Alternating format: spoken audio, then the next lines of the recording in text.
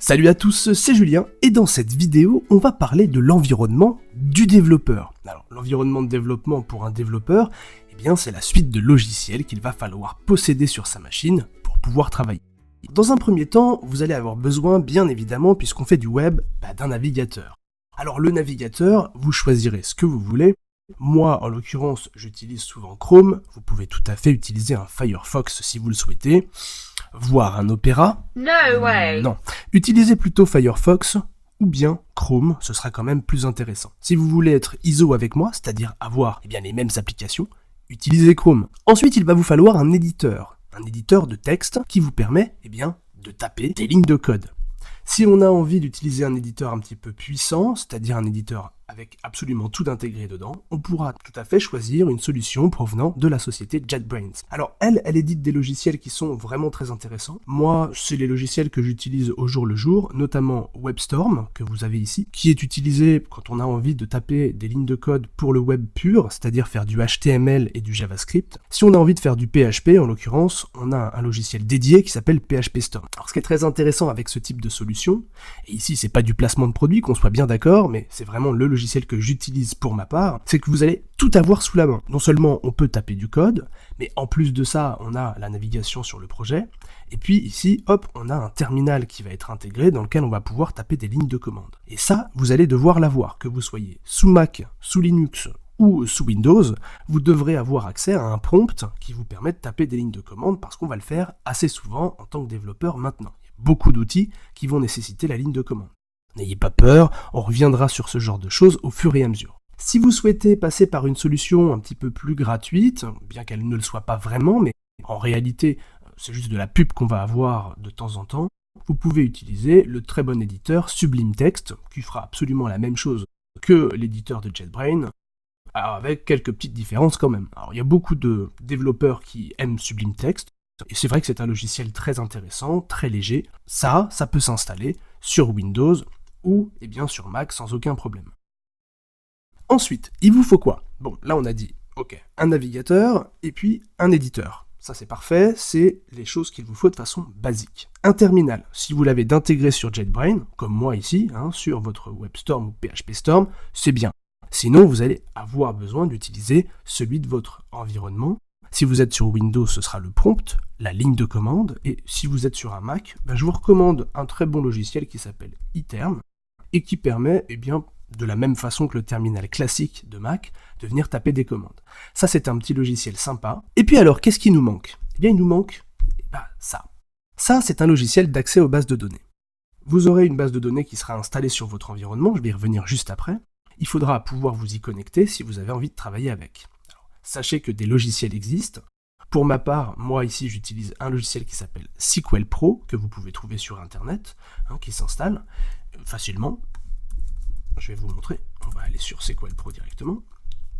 Et si vous êtes sur Windows, je vous conseille un logiciel qui est assez sympa aussi, qui ressemble plus ou moins à SQL Pro, qui s'appelle ADSQL, qui fait à peu près la même chose que SQL Pro, et qui est très bien pour se balader dans les bases de données, pour travailler avec.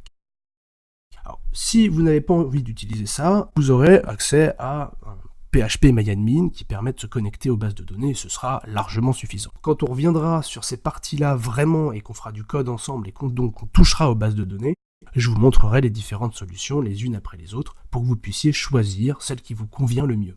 Alors l'environnement, justement, c'est cette installation d'environnement dont je vous parle depuis tout à l'heure. Ça s'appelle un serveur HTTP. Généralement, ça vient avec des installations particulières. Pour ma part, sur Mac, j'utilise MAMP, mais vous avez accès à WAMP si vous êtes sous Windows, qui s'écrit comme ça, WAMP. Pour ma part, c'est MAMP. Donc, je vais simplement le lancer pour vous montrer. Ici, MAMP est un environnement HTTP qui me permet de disposer d'un serveur HTTP, et ce serveur s'appelle Apache. Donc vous avez ici pas mal de paramètres que l'on va pouvoir traiter. Sachez simplement que généralement Apache utilise un port 80 qui est le port destiné au HTTP.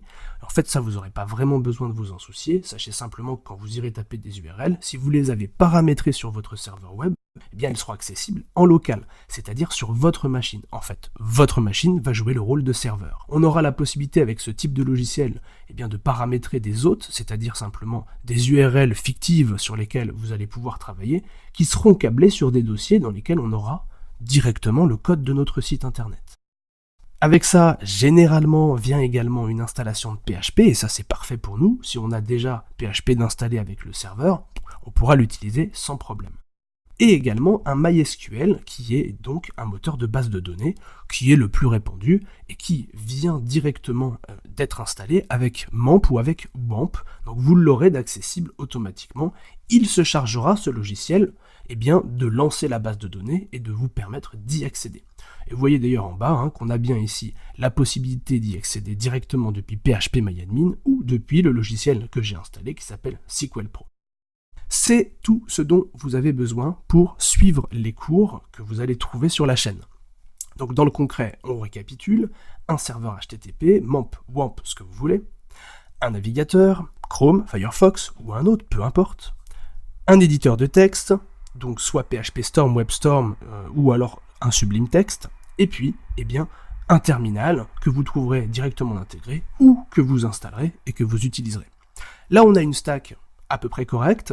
Si vous avez la même que la mienne, c'est mieux pour suivre les vidéos, c'est pas obligatoire non plus, vous ferez comme vous en avez envie, ça c'est un choix de développeur.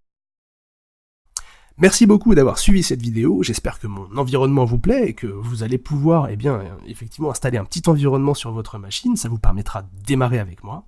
Et on se retrouve très rapidement pour une prochaine vidéo. Alors, qu'est-ce que t'as installé du coup?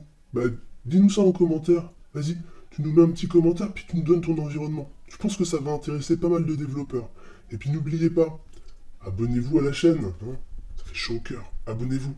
Allez, à plus.